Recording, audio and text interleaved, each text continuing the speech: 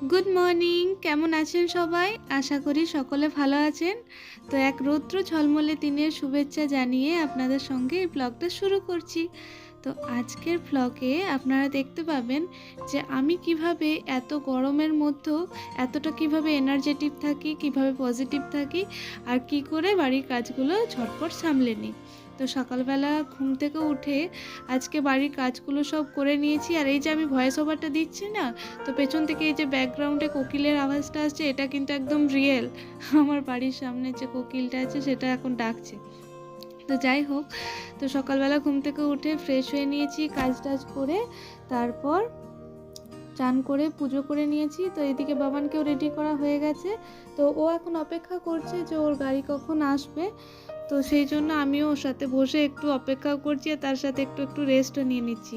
গ্রীষ্মকালে না আমি এভাবেই কাজ করি, একটু করে কাজ করি আর একটু করে বসি, তাহলে কি হয় একদম হাঁপিয়ে উঠি না। তো বাবু স্কুল চলে যাওয়ার পর আমার দুটো রুমেরই বিছানা কিন্তু আজকে ক্লিন করা হয়নি, কেননা ও যখন স্কুলে যাচ্ছিল না তখন আপনাদের দাদা ঘুমোচ্ছিল, আর সেই কারণে আর তাকে ওঠায়নি। তো দেখলাম যে সে এখন উঠে পড়েছে, তো এবারে এই রুমের বিছানাটা ক্লিন করে দিই।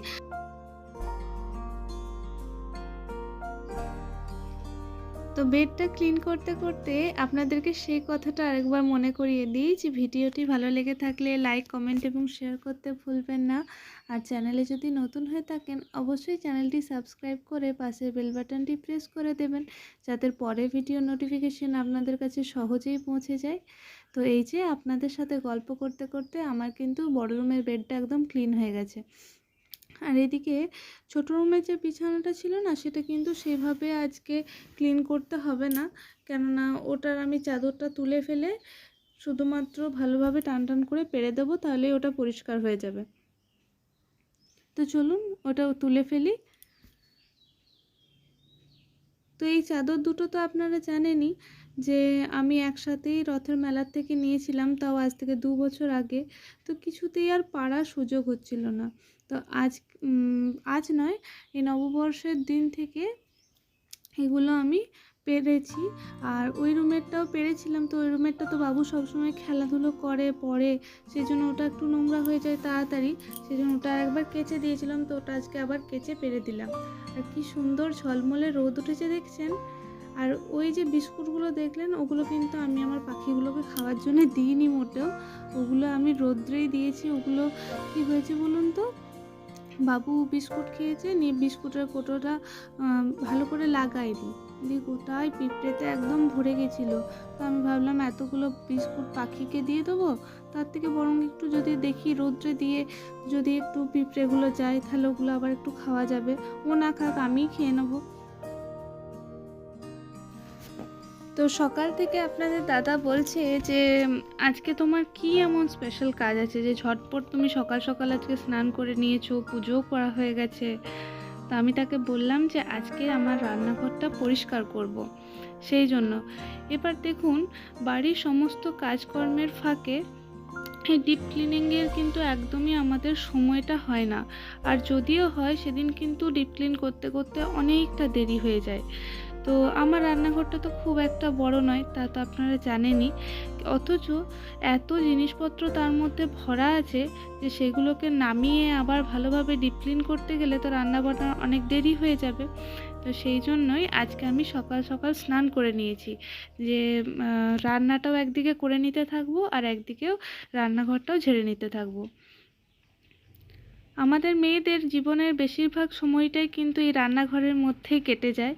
তো যাই হোক, সারা দিনটা যেখানে কাটাই সেই জায়গাটাকে একটু ভালো করে পরিষ্কার রাখা, গুছিয়ে রাখা, সেটা যেমন আমাদের দায়িত্ব, আর এটা নিজেদের একটা ভালো লাগারও তো জায়গা, তাই না? কারণ এখানেই তো আমাদের জীবনের অনেকটা সময় কাটে।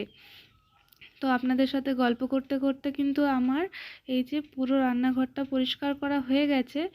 তো অত আপনাদের সাথে আজকে শেয়ার করতে পারলাম না। আর এই যে একটু আলু ভেজে নেব। তো লঙ্কাগুলো দিয়ে আমি ছুটে পালিয়ে যাচ্ছি, কেন বলুন তো, এত জোর লঙ্কাটা ফেটে আমার হাতে পেলো যে গোটা হাতটা একদম পুড়ে গেছে।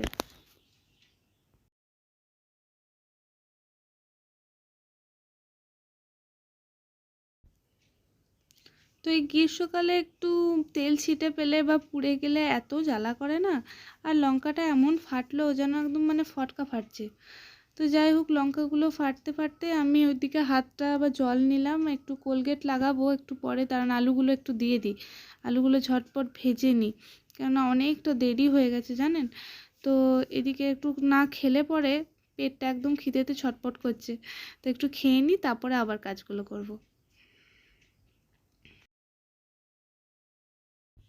তো নুন হলুদ দিয়ে আলুটা আমি ভাজতে বসিয়ে দিয়েছি, আর আপনাদের দাদা একবার করে আসছে আর দেখে যাচ্ছে যে আমার হাতটা কেমন আছে। তো যাই হোক, আপনারা দেখতে থাকুন। যত তাড়াতাড়ি আপনি আপনার দিনটা শুরু করতে পারবেন, তত তাড়াতাড়ি কিন্তু আপনার কাজগুলোও শেষ হবে, আর শরীরের এনার্জিটাও বজায় থাকবে।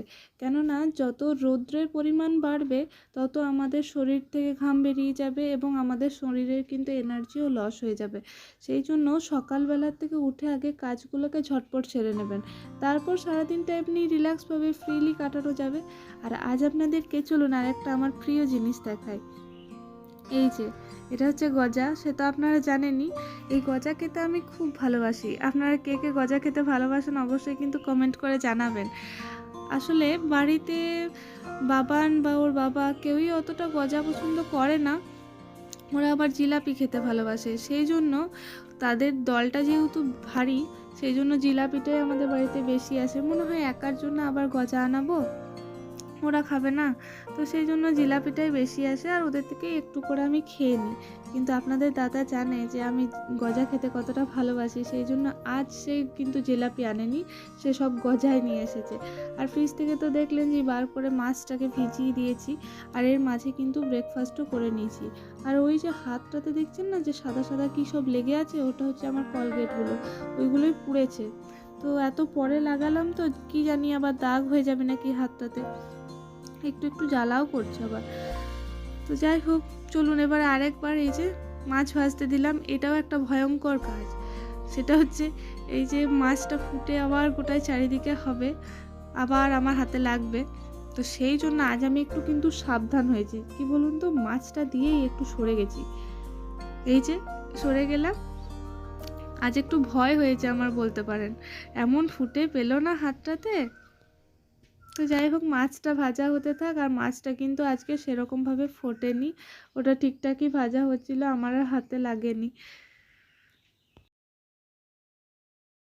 তো রান্না করতে বসার আগে আমি সব কিছু তো গুছিয়ে নিই, তো সেই জন্য গুছিয়ে নিয়েছি। আর মাছটা ভাজা হতে হতে বারবার বাবান ডাকছে, মা এসো আমার সাথে ড্রয়িং করবে ড্রয়িং করবে। তো আমি তার কাছে একবার করে না এলে তো তারও মনটা কষ্ট হয়ে যায়, তাই না।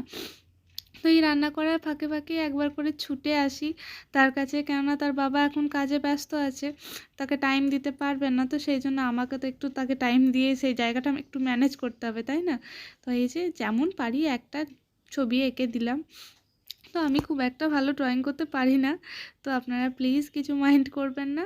আর তার ড্রয়িংয়ের জন্য এখন অতটা চিন্তা হয় না, কেননা তাকে তো একটা ড্রয়িং ক্লাসে ভর্তি করেছি।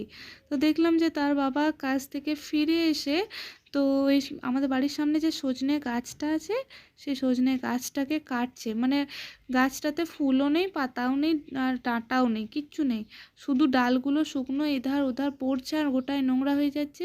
তো তার বাবাকে আমি কদিন থেকেই বলছি যে আমাদের সজনে গাছটা একটু ভালো করে কেটে দিও, তাহলে কচি কচি কিছু পাতা বেরোবে, ভালো হবে। তো সেই জন্যে সে আজকে একটু সময় পেয়েছে, তো ওইটা কাটছে। তো সে কাটতে থাকুক, আর আমি রান্না করার ফাঁকে যে বাসনগুলো ধুয়েছিলাম সেগুলো ঝটপট তুলে রাখি, কেননা খাওয়া দাওয়ার পরও তো আবার বাসনগুলো ধুয়ে রাখতে হবে না।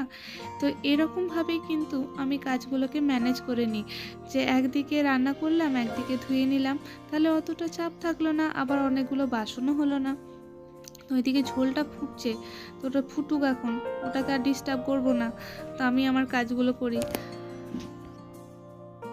ঝোলটা আমার প্রায় হয়ে এসেছে, আর ঝোলটা হয়ে গেলে না এবার ঝটপট খেয়ে নেব, কেননা অনেক সকালে আজকে উঠেছি, এমনিতেই আমি সকালবেলা উঠি, তার উপরে আজ একটু বেশিই সকালে উঠেছি, শরীরটা খুব টায়ার্ড লাগছে। তো তাড়াতাড়ি খেয়ে দিয়ে একটু ঘুমিয়ে পড়ি, আর আপনাদের সঙ্গে দেখা হচ্ছে আবার সন্ধেবেলাতে। তো গুড ইভিনিং জানাই সকলকে। তো চলুন এবার ময়দাটা মেখে নিই।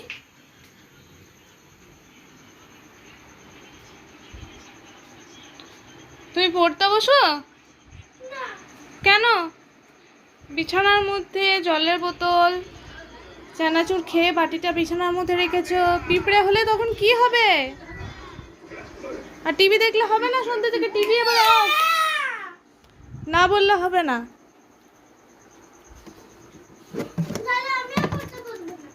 কেন? আজকে কি তোমার? আজকে তোমার উপোস? হ্যাঁ, কি বলছো? চানাচুরটা খেও না।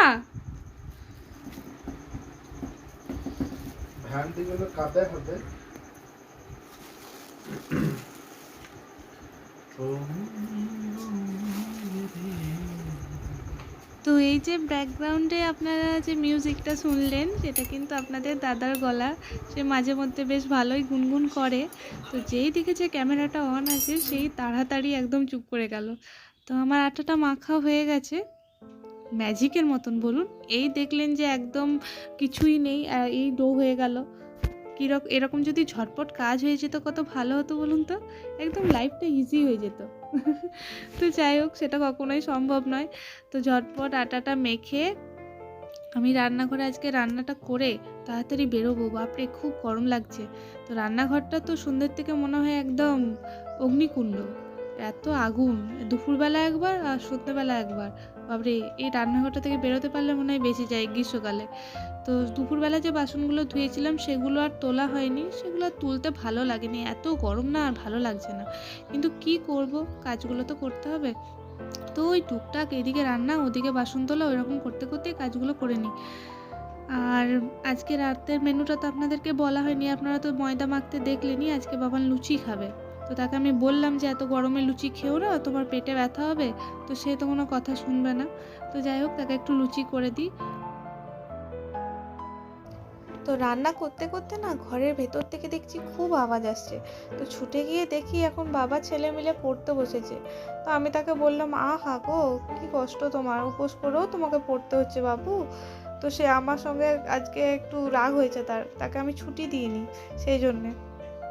তো যাই হোক, তার বাবা তাকে একটু পড়াক, আর আমি তার রাগটা পরে একটু ভাঙিয়েই দেবো। কেননা সে গরম গরম লুচি যখন দেখবে তখন তার মনটা এমনি খুশি হয়ে যাবে। সে লুচি খেতে কিন্তু খুব ভালোবাসে। তো এদিকে রান্না বান্না কমপ্লিট হয়ে গেছে। আর চলুন, এবারে অনেকটা রাতও হয়েছে, এবার বাবুকে একটু খেতে দিয়ে দিই। কেননা কাল আবার ওর স্কুল আছে, দেরি হয়ে যাবে উঠতে। এখন তো আবার স্কুলের টাইমটা অনেকটা এগিয়ে গেছে, সেই জন্য সকালে ওকে একটু তাড়াতাড়ি উঠতে হয়। তো চলুন খেতে দিয়ে দিই। লুচি তরকারি কেমন হয়েছে শোনো? ভালো হয়েছে?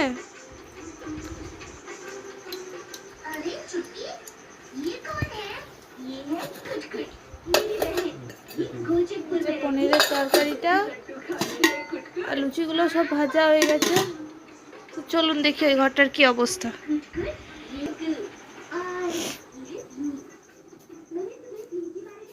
বাবারে, খাটটার কি অবস্থা দেখি। সাইকেলের চাবি এখানে পড়ে আছে। বাবু ড্রেসগুলো কেচে একদম রোদ্রে শুকিয়ে নিয়েছি।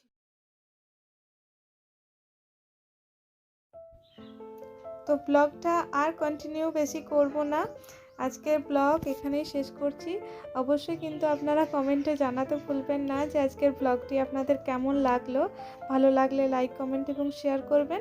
আর চ্যানেলে নতুন হয়ে থাকলে অবশ্যই চ্যানেলটি সাবস্ক্রাইব করে পাশের বেল বাটনটি প্রেস করে দেবেন, যাতে পরের ভিডিও নোটিফিকেশান আপনাদের কাছে সহজেই পৌঁছে যায়। তো সকলকে জানাই শুভরাত্রি। দেখা হচ্ছে আবার নেক্সট ভিডিওতে। ততক্ষণ পর্যন্ত সকলে ভালো থাকুন, সুস্থ থাকুন। ধন্যবাদ।